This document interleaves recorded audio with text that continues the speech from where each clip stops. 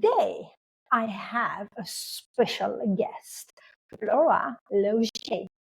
Laura, welcome. Thank you very much for having me. I'm very excited. My pleasure. Laura, of a 6 years old child with a special needs. She's also a coach, a mentor, and a speaker. Today, she joins us to share some parts of her journey that have taken her to another level, spiritually and energetically. She supports parents like herself by holding space for them and sharing her family's experience.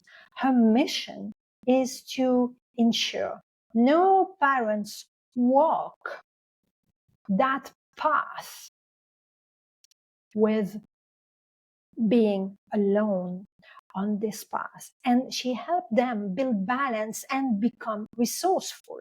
Now, let's embark on another episode of Beyond Belief.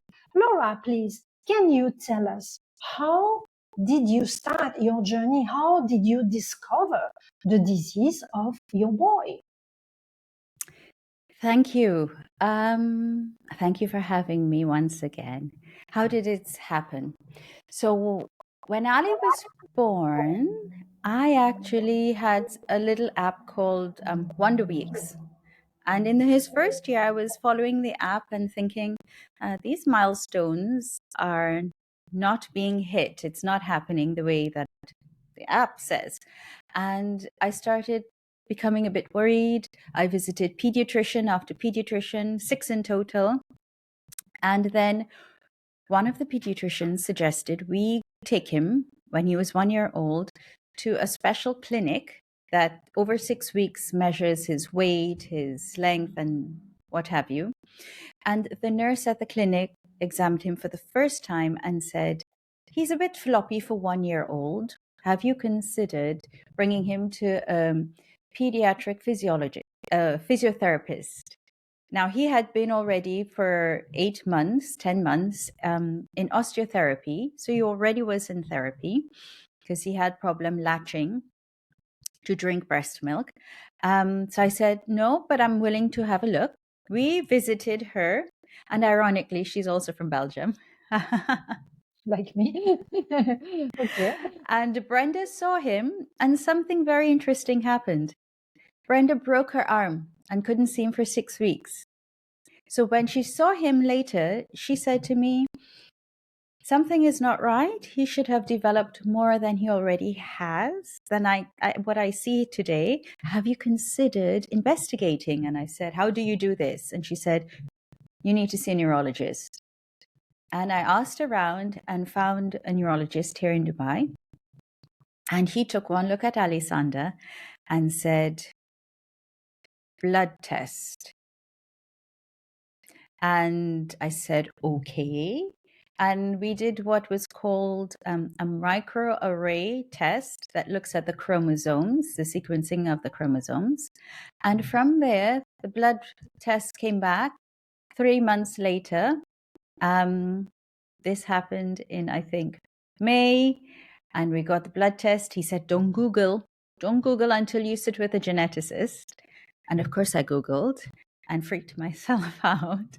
But we saw the geneticist only in October. So that's how we found out. May. So we actually had planned, it was summer holiday, and I wanted him to meet my parents.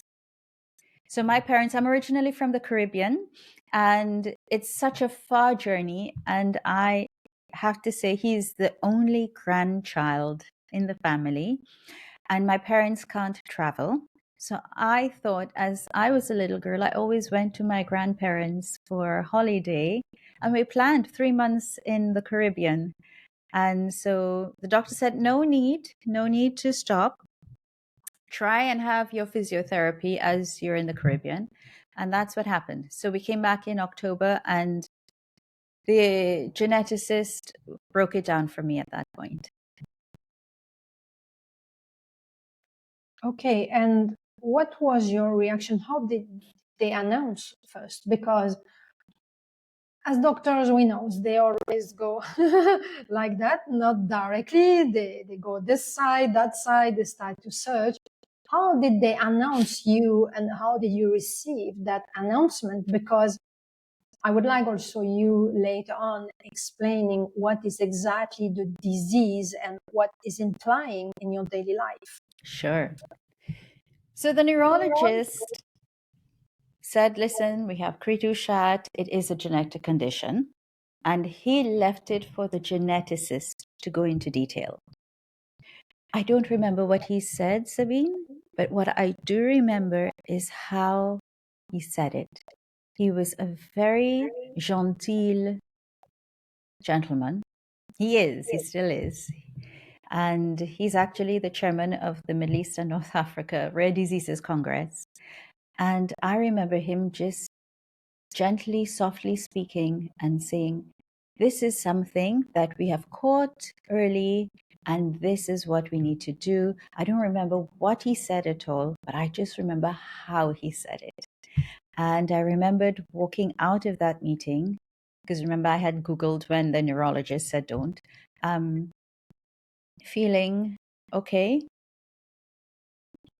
something is going on, we can handle this. I was working full-time in the corporate at that time, and I had very, very good medical insurance that had paid for the assessment, the blood tests, the geneticist, everybody. So I wasn't too worried. But believe it or not, from that day, it took me, I would say, 2 years, 2 full years to come to complete terms with what we were dealing with. And along the way, one of the things that happened was a performance review that wasn't so great. And my boss at the time, I think it was December of 2020, sat me down and said, Laura, something is not right. What is going on? And I broke down and I cried and I told him, because I had been hiding it from him. I had been masking. I didn't share with anybody except the human resources because of insurance and a best friend, and just a very small circle of people. And that was a revelation. 2 years later, when it hit me, I had to lose a second job as well to come to terms. Yeah, I can imagine it's difficult to be focused at work when you have to face a situation like this one.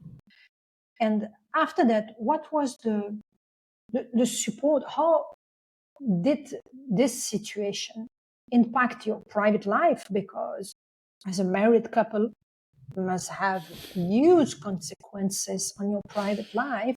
And how did you sort it out? And how did you get the support? Because as we see you today, you are guiding others who are passing through the same situation as you. You empowered them. You entered into a spiritual path. Then you have changed, let's say from the rock bottom, because obviously you touched the rock bottom at that time. You found a way to rebuild yourself and to become powerful. Can you develop on that? Well,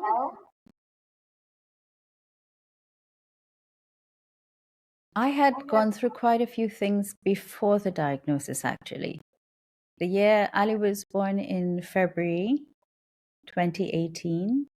In December, I learned that I was pregnant again, but I had to evacuate the womb because my body thought I was pregnant, but there was no fetus growing inside of the sac. As well, my husband had to leave full-time employment. He was a resort manager at the time as well. So I became the bread earner. We were purchasing a house, so organizing a mortgage as well. And all of this culminated in a very big health crisis for me in January 2019. And I don't know if it's something to do with our culture. Now I believe it has something to do with my ancestral line of women as well. And you helped me to figure this out. I just loaded my wheelbarrow so much until I couldn't push anymore, and my body told me this. And so, in addition to ending up in the hospital to have a DNC, I also was diagnosed with hypertension and diagnosed as pre diabetic. And the doctor was very, very adamant and said that medicine he needed to use to stabilize me was for my parents. And I was too young, and that I needed to lose 15 kg to get off of it, which I did. And I thought, yep, I have this in hand. So I've dealt with the physical side. Luckily, during the health crisis, my husband walked the path with me. And luckily, we had been married at that point for 6 years. And we had been waiting for Alexander for 5 years. So for both of us, Alexander is a gift because we're older parents. I had Ali when I was 40. I'm 46 now, he's 6. And my husband is 9 years older than I am. So we're mature parents. So to be very honest, I think we were blessed in that our maturity, our age, how we approach our marriage. I'm from the Caribbean. He's actually from Egypt, the land of the pharaohs. So we say we have a half coconut, half pharaoh, little one.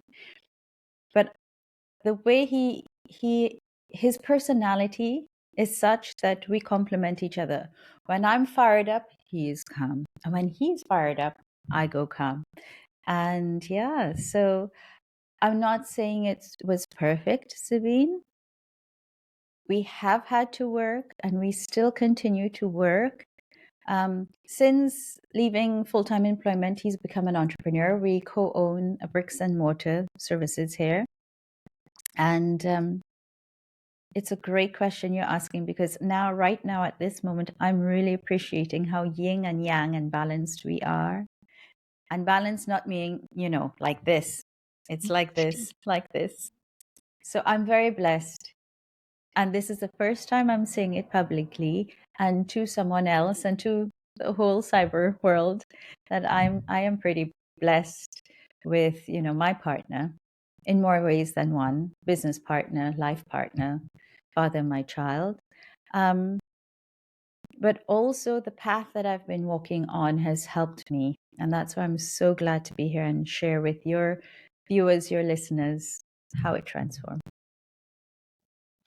Thank you for sharing that. I know it's a bit private and not everyone is always ready to say that in front of my audience, clearly, but the main interest in my question was also to raise the awareness of others who are passing through the same issue, because not everyone is reacting in the same way. Not everyone has the chance to have either a wife or a husband who help you to balance the couple and help you to pass through the storm, because that news is like a storm. And many couples, I'm speaking by experience because I have parents with autistic child mainly in my clients, and some are ending up alone. I have one of my clients, her daughter is in a wheelchair since many years. Never she will leave the wheelchair. She's speaking, she's normal mentally. She's verbal. But it's a heavy weight and she's alone. We left her. This is why I wanted to raise that question, because I know it's not always simple. And I thank you for that, because you succeeded in that. Just to say to you who are watching, all of you, yes, it's possible to go through, and that's not the end.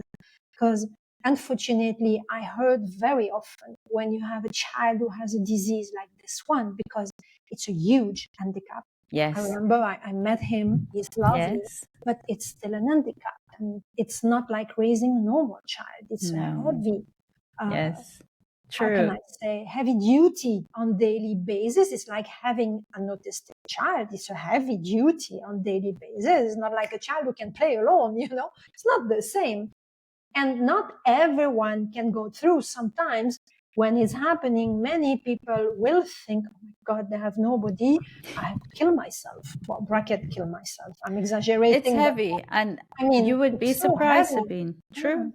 It's 80%, by the way, statistically, of couples, 70 to 80% of couples with children who are born with disability that divorce.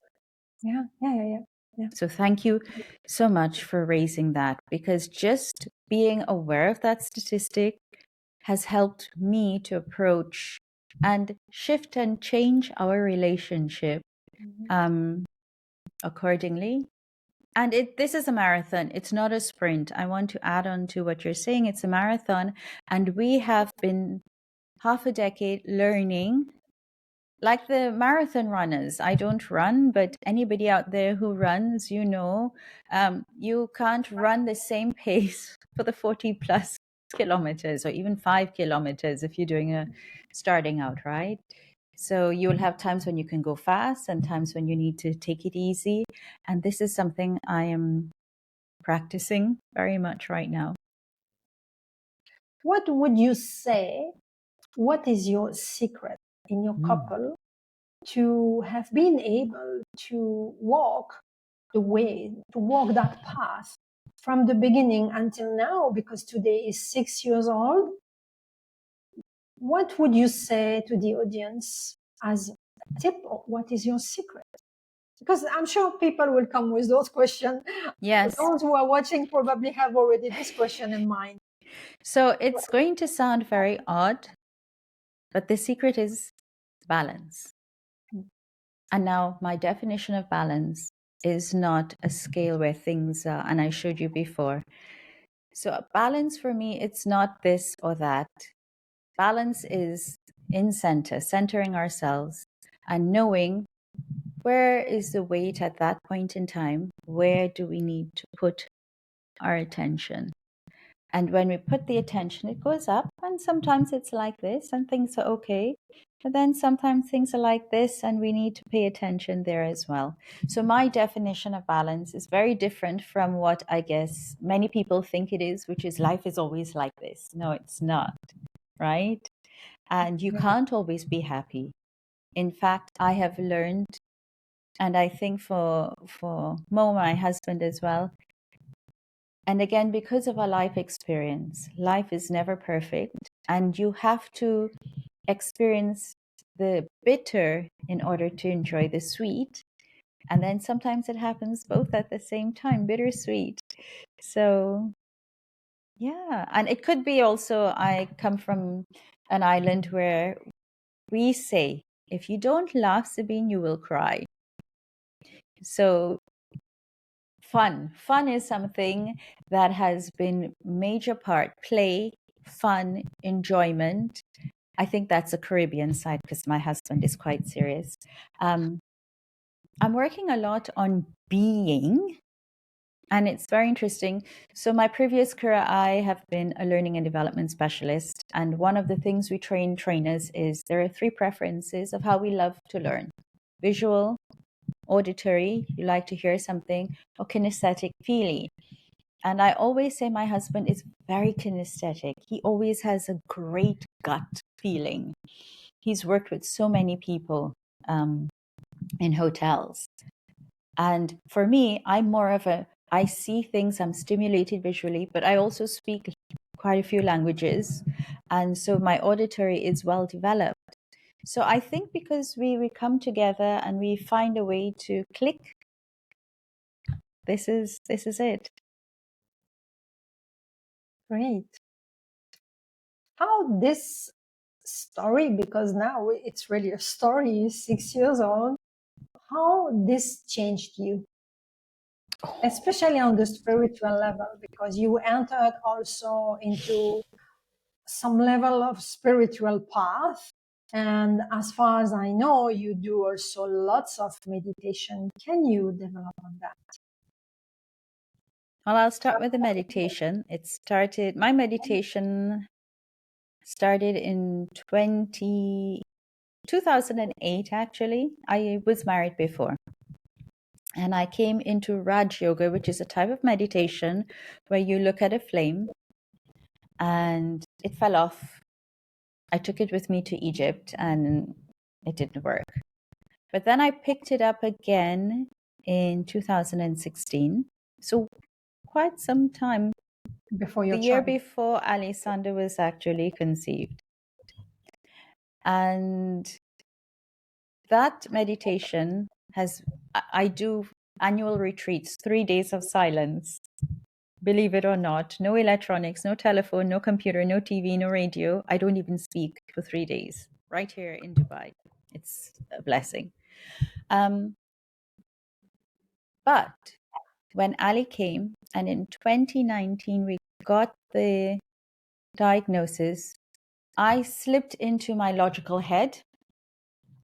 I have gotten this, and this has something to do again with my ancestral woman before me. We are strong women, Laugier women, and also from Bocas women. We power through. You know, I self-brand as a coconut. We're tough on the outside and sometimes on the inside too. If you get a dry one, the older we get, the tougher we get on the inside. So literally I was like this, and it's funny because you can see I was like this. And I was fighting. And I never, ever asked for help for nothing. I always had to prove myself as a woman, as a brown woman, as, you know, a woman. I was the most senior in my corporate position. But that didn't work because I never asked for help. Yeah. And it was only until I met you that I learned how to do that.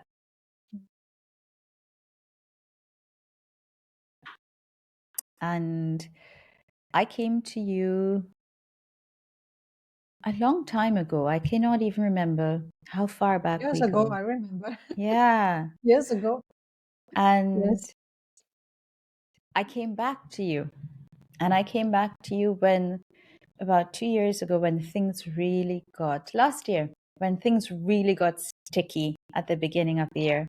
I remember going home and returning last year in January.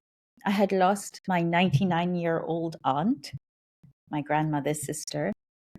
And my mom had had a stroke the month before. And thankfully, she has recovered beautifully.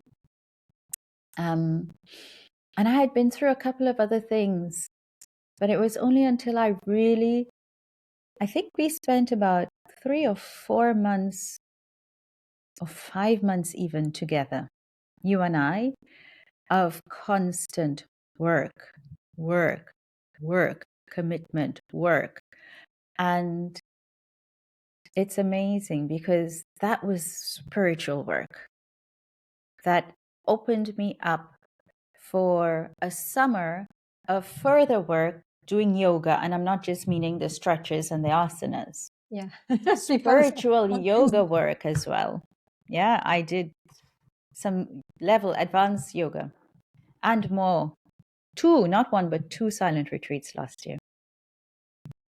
So yeah, that's where my journey not began, because I would say you are the first one to introduce me to the spiritual side,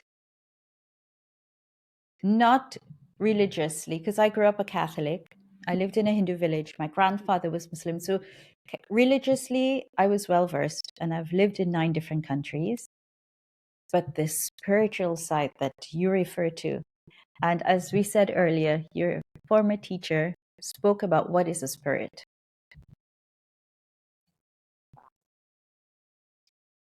Okay, thank you for that. Thank you for this explanation. How would you say now, because you just spoke about your deep spiritual work with me, you could do it with anyone else, not only me. Yes. I want to take all the flowers, even if I have a lot behind. But my question here is for the audience, because often people are mistaken what is spiritual work. And I've released a video recently for that because many still think that being spiritual is all day, meditating 24 hours a day, always not being angry always, doing yoga, eating vegan. which is not. Can you say to the audience, how did it help you? What it changed inside your beings to start this spiritual work? And especially how it helped with your child, because here we speak mainly in this podcast today about that disease, about parents who have to face a situation like yours. And we will also talk later on about you supporting them. Can you develop a bit more on that? Because often it's mistaken. How is it important to do your spiritual work? Okay. To broadcast, I mean, on the higher level and being able to feel more aligned, I would say, for many people, but they still have a lot who have not been informed correctly about what is it really.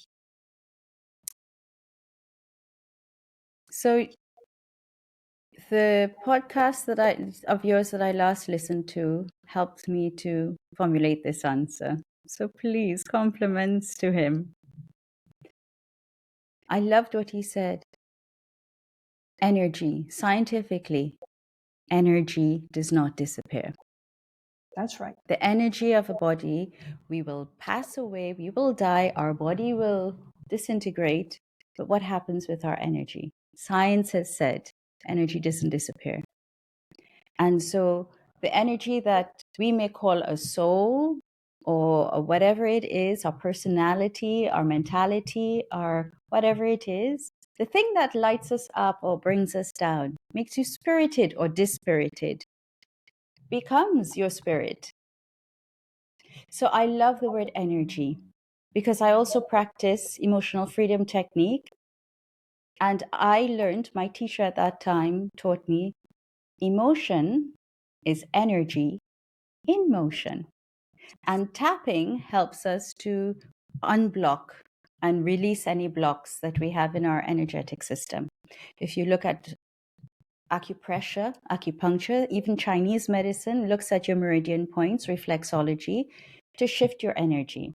So I loved that explanation. It brings together the science, the emotion, the psychology of it, and something that I firmly believe as human beings. I can only control what I control. And emotions are something that I may not be able to control, but I can control how I react to it. But that takes a lot of practice. And that's where spirituality comes in. Thank you for that beautiful explanation. Yeah, the last podcast was my teacher's ouvrage, and the title of that podcast is Healing Wound Like a Laser. I don't remember exactly Yes, the title. the laser. It was a laser podcast. My understanding was yeah. So absolutely. Thank you for that. Laura, tell us, how do you support people, and why also did you choose? Because now it seems that what you do became your life mission. Because let's be frank here, if you didn't have that child with that disease, maybe today you would not do what you do for other parents. Let's be honest. Now, what brought you to that path? Because today it's becoming your life mission. Let's say that like that. It's becoming a passion at the same time. I work my life. That's true. Yeah. What made you decide to switch? Say, okay, now I will speak publicly and I will go to support those people who have a child with that type of disease, this, and that. And also, you are a part of some association, if I understood. Yes, that's true. Okay, so one word, the universe. I didn't decide. Oprah Winfrey says the universe whispers, and if you don't listen, it shouts. Friday, 13 May 2022, I was released from my last assignment. Thankfully so. It was ironically also the day that the president of this country had passed away, so there were a few days of mourning. And those few days of mourning also made me realize it's time to mourn my corporate career. I was released because my performance wasn't what they expected. But I Makes knew sense. from before them, perhaps even our subconscious always knows that I resented being in a space and giving others my time, because I had just spent 9 months with my son.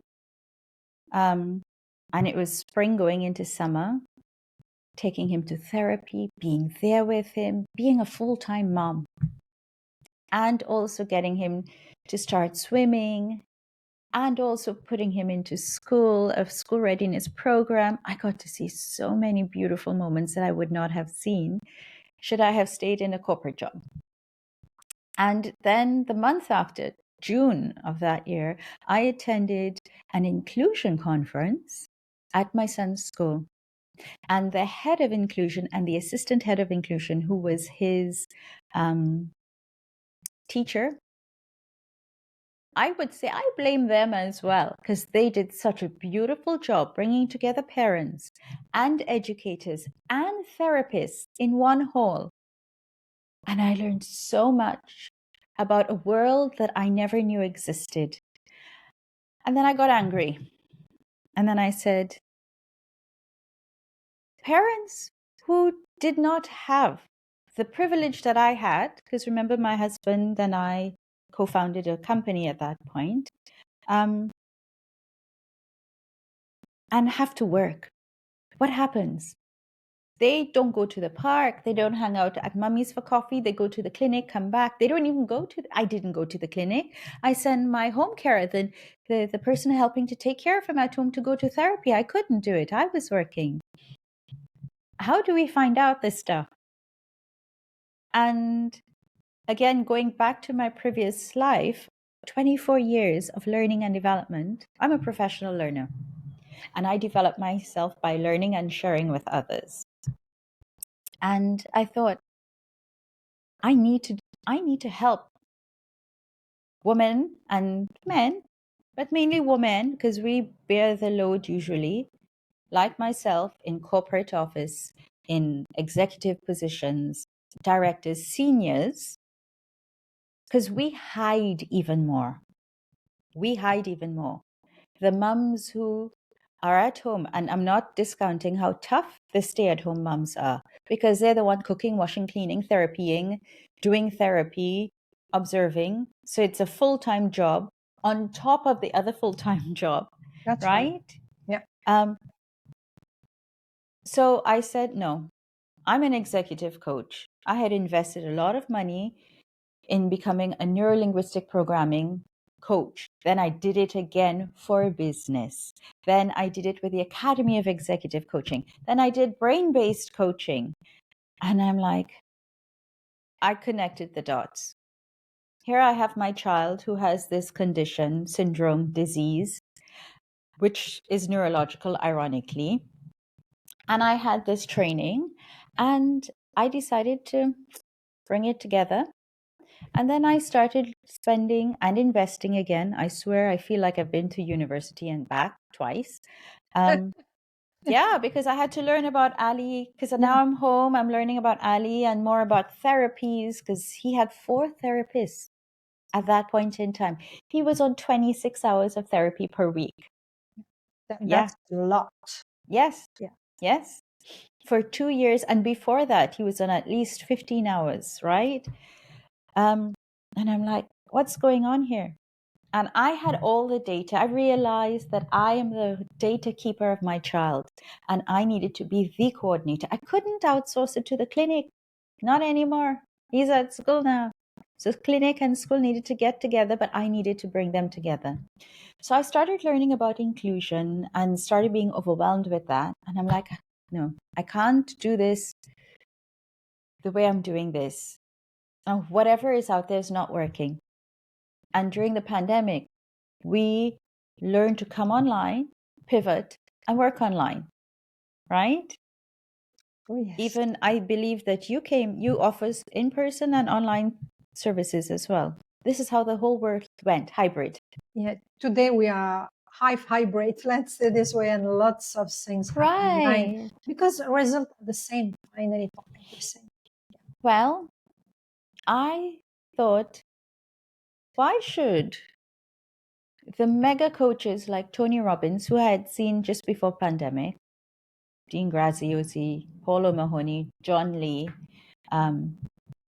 Amy Porterfield, why should they only appeal to the masses?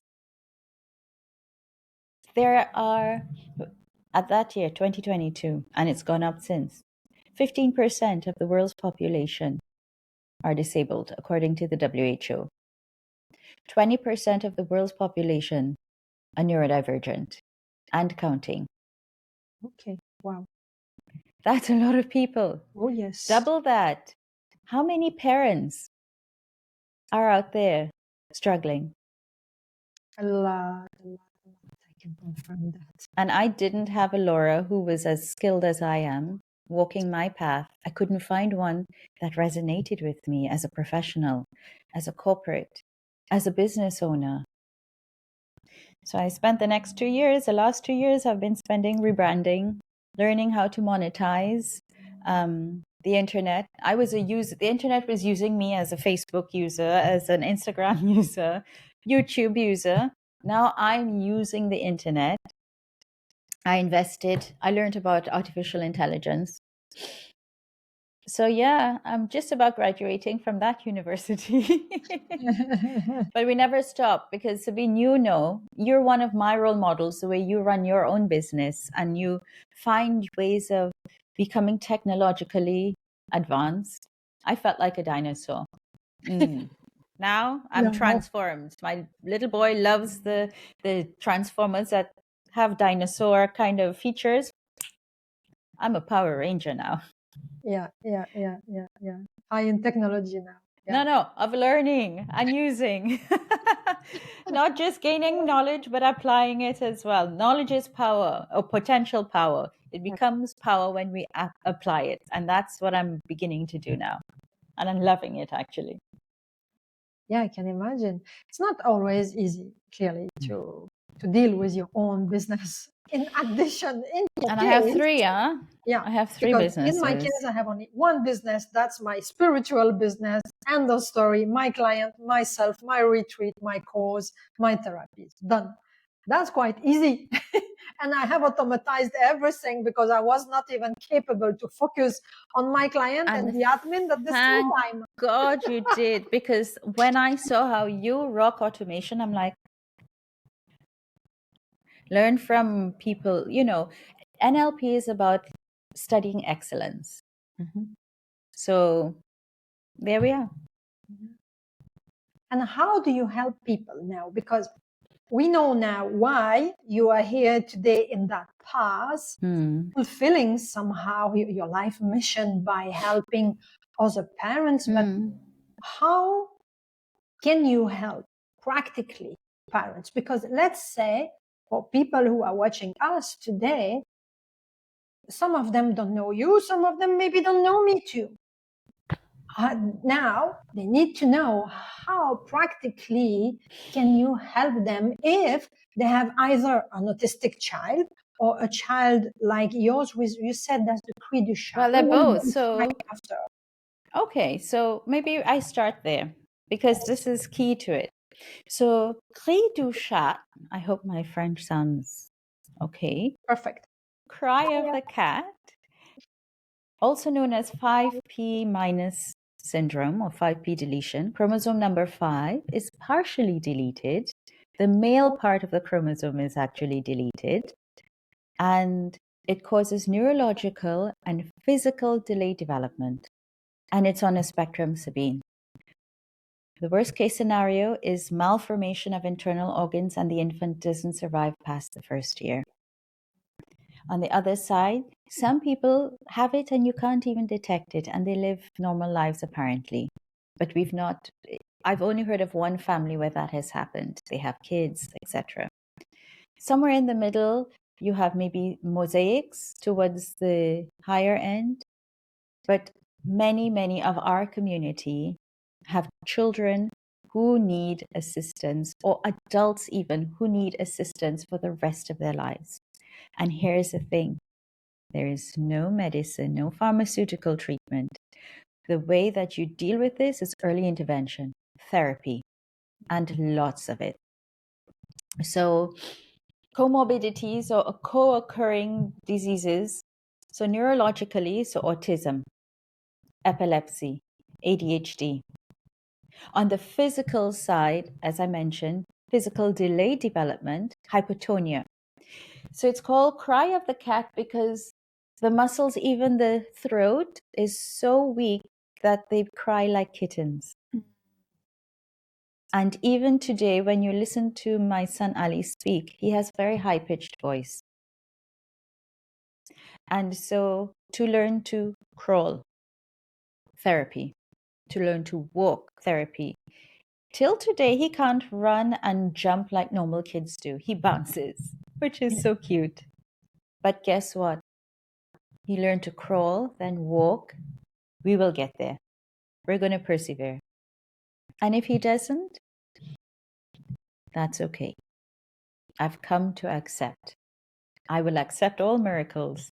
You know, Sabine, you're a mom as well. Yes. And you know that, and we here as special needs moms, yeah, enjoy it while it lasts. They grow up so fast. For us, it's the opposite. We're waiting for potty training at night, still at 6 years old. I'm waiting for a jump.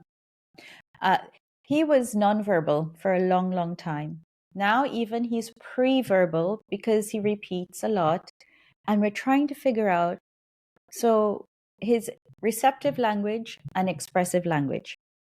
How much does he understand depends on what he expresses, what he says. And so we're working with speech therapists on that. Mm-hmm. But we will not know for a while unless you look at the other mode of communication, which is nonverbal, body language. But also, as a mom with special needs, any moms out there and dads and carers and close family members, you become mind readers. You become telepathic almost. Yeah, that's useful. Right? I mean, I do a lot. But also with energy. You look at their energy. If he's sad, he can't say something. And this is the thing with autism that I have learned. Non-verbal kids have aggressive behaviors because they are so frustrated that the world, nobody understands them except maybe mom and a carer. And then if mommy is working, she's not around as much as you would like. And that's just a reality. And that also fuels why I'm here. It's like a nuclear reactor you're looking at here. Because I see how parents suffer. I see you. Ubuntu. So I am because you are as parents. I am because of my son, right? And there's, I think, nothing more powerful than the love of a parent for their child. That's correct. Yeah, right. Love can do anything in such a case. Beautifully said. Yeah. For parents who need support, what type of support they could get from you? Okay. So, and I didn't answer your question earlier, but the first word I should have said was community. Okay. I build communities. I've been doing it for 30 years, since I was 14. And I didn't realize it until the last 10 years. You somehow. Right? As you can see, I'm a very bubbly personality. I have a preference for extroversion. I feed off of others' energies. I could go to the conference in ATM. Yesterday I was at the Arabian travel market and I came back buzzing. I couldn't sleep because I was so excited. And psychology has an explanation for that. The other side of the spectrum is preference for introversion, where you need to retreat to recharge. And the beautiful part of this spiritual journey is I'm not necessarily one or the other, I'm both. I need time to recharge, otherwise I burn out easily. I've learned that. And I build communities. That's what I do. So I am a part of 3 WhatsApp groups here in the United Arab Emirates. I have access to approximately 600-700 women, and each are different. One specializes more in the physical aspect of disability. One specializes more in the neurodivergent aspect of disability, and one is especially for autism, right? So for the last 2 years, 2.5 years, I have been completely immersed in this world and learning so much. And as I said earlier, I love learning. So I love going and looking for research papers. My master's degree is in literature and translation from Spanish to English. So my dissertation, my first degree was law and Spanish. So my dissertation for my master's was actually on a coral reef in Cuba. We were taught to take very technical things and to synthesize it and to translate it into a language for the audience. So what you say, why you say, how you say it. And that is a gift I've been practicing and polishing for the last 20 years. So I use my gifts, my skills, my talent, and my energy to build communities and help others. I'm an extremely qualified and certified coach. And let's distinguish coaching from mentoring. If you look at the International Coaching Federation's definition of coaching, we don't tell the clients what to do. That's what a mentor does. You go to a mentor who has experience in a particular industry and they share and guide the mentee. So I do both. I'm able to speak in a way and ask questions and communicate and get things out of you that you're thinking about. But a lot of parents in my position want help. So they recross into the mentoring space. I'm 6 years ahead of the curve. Yeah, now, yes. Let's say this way. And that's who I help. I help all parents. Anybody comes to me, I will help. But especially those who are at the beginning of their journey, where it's the hardest. That's my speciality. Professionals, executives, CEOs, mums at home, dads even, right? And as you can tell, I like to talk. So I love to share. I love to share things. People say, this morning, somebody asked me, so tell me a little bit about your journey medically. Another doctor asked me, I haven't looked at the answer to see if she has any questions, but I don't mind sharing. I come from a culture on the other side of the world where in the West, and I'm not speaking about Europe because that's a different mix of culture, but in the Americas, we're very flamboyant, we're very open, we're very talkative. Even the island culture, we talk too much. But having lived and worked in 9 different countries, being married to, an Arab-speaking gentleman, having worked in Asia and Africa, I also come with a multiculti. You became versatile. Oh, wow. I didn't even realize. I'm like a Persian carpet. Yeah. So that's what I do. I help people. I build communities. I coach, I mentor, and I facilitate. I use my facilitation skills, polished over the last 20-something years, to help people to think, learn, collect information, and make decisions. Which is great, especially, like you said, when they are at the beginning of their journey, when you discover, especially at that moment, you see that something is wrong and you discover that your child has a disability, that's like having a knife in your heart. Yes. And you need to take the knife and be able to remove it without bleeding, let's say this way. And I think that's where you can help also people to become stronger and face that very difficult situation. And finally, to continue their journey And True. like you said, it's about acceptance, which is the most, but really the most difficult things in any situation. Here, acceptance that your child is not like others, accepting that, yes, it's my life now, it's my new life, and accepting also that in the couple, you are not alone. You have the other partner who is also in pain, and you need to accept that it's a lot. It's a lot that you are loading and downloading Oh, until you yes. crash. And you arrive exactly at the right moment, I would say, to come, not to rescue, because that's not the right word. That's not what you do, I know. But you arrive at the right moment when people are like, okay, now I crash down. I don't know what to do. I need support and I need light somehow. And you can come to take their hand and say, okay, I can help you. I can guide you, which is amazing. Thank Because you. having a doctors, having therapists, yes, we need, especially when you have a child of that, in that situation, but it's not sufficient.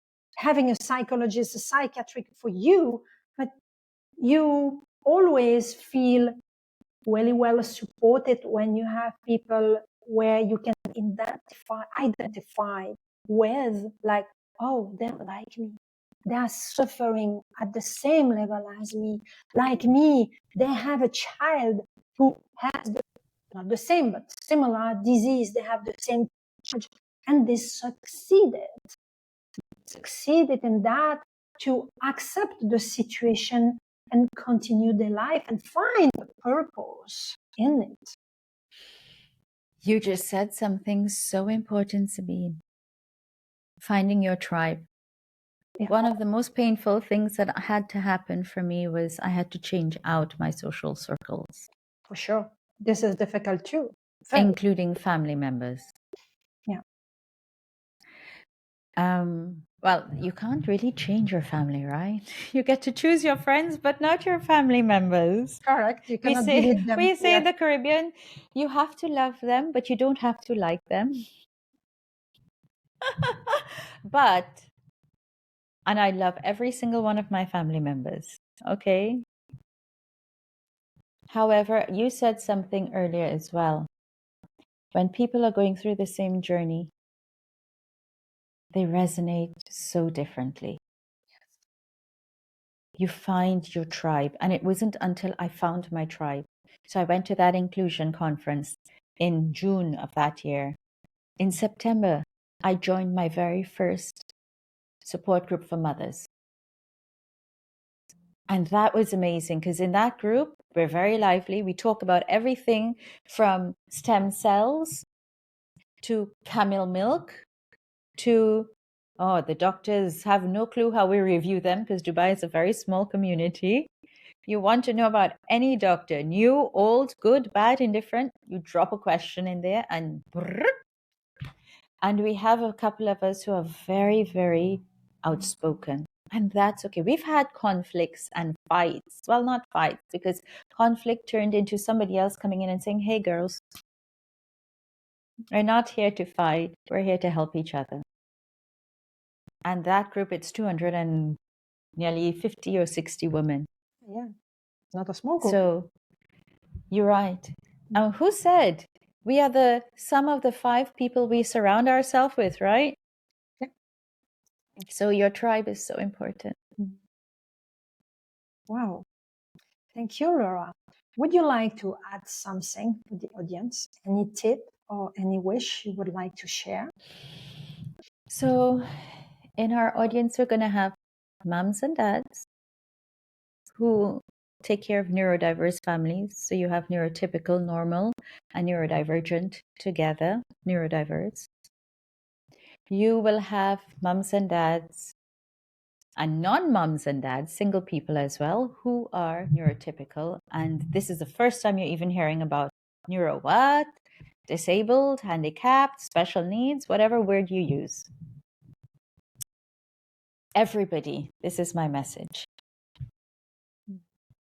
When you encounter us as a family, or any family that is out there, some people will recoil, some people will be fearful, Some people will be angry. Some people will judge based on what they see in front of them.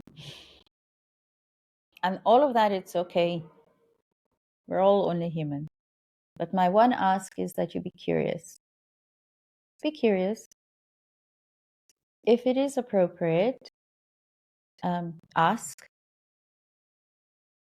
how can I help? Not, do you want help? How can I help?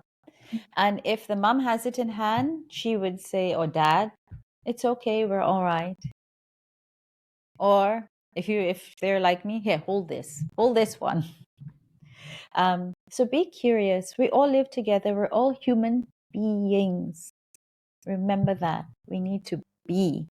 And going back to what triggered this topic, beyond beliefs. Let's Yes. go beyond what is our current beliefs. And we can only do that when we are curious, gently, encouragingly, and enthusiastically. So ask questions, go read, find out. Look at Netflix has quite a few very interesting offerings on neurodivergence and neurodiversity, and some of it is accurate, some of it is not. And if you know a family like ours, support us.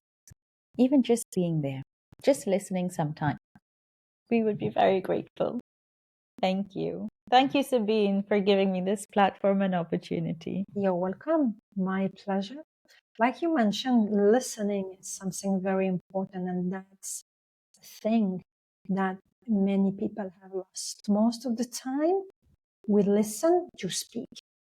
We don't really listen to advise, to help, or to receive knowledge.